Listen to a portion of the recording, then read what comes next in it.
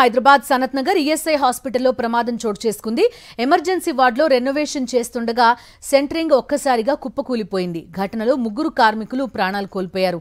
Slab పెచ్చులు ఊడి మీద పడడంతో కార్మికులు అక్కడికక్కడే మృతి చెందారు.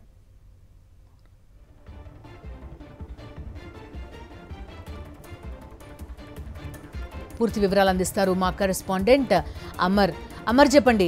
చూస్తున్నాం ఒక్కసారిగా సెంటరింగ్ చేస్తున్న స్లాబ్ కూలిపోయిన దృశ్యాలు మనకు కనిపిస్తున్నాయి. 3 కార్మికులేనా? ఎక్కడి వారు? వాళ్ళ వివరాలేంటి? ప్రస్తుతం ఎలా ఉంది పరిస్థితి అక్కడ?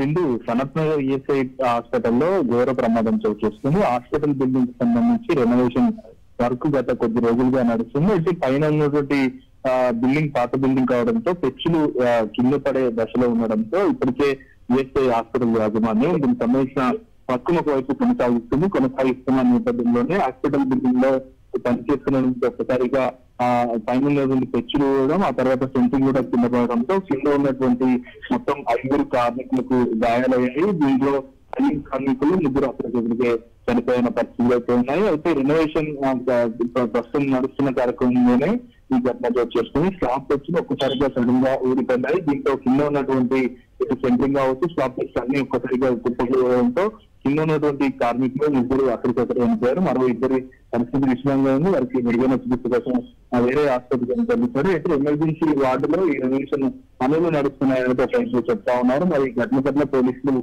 ఏకంగా చేసుకుని దర్యాప్తు చేస్తా ఉన్నారు. అసలు సెంటరింగ్ సంబంధించిన పెచ్చులు సడన్ గా ఎందుకు ఊరాల్సింది, కింద వర్క్ నడుస్తున్న సమయంలో దానికి సంబంధించిన ఎవరైతే సూపర్వైజర్ ఉంటారో సూపర్వైజర్ ఎందుకు అలర్ట్ చేయలేదు, ఈ ప్రమాదాలకు సంబంధించి ప్రస్తుతం పోలీసులు అయితే ఒక ఆరా తీసుకున్న పరిస్థితులు అయితే ఉన్నాయి.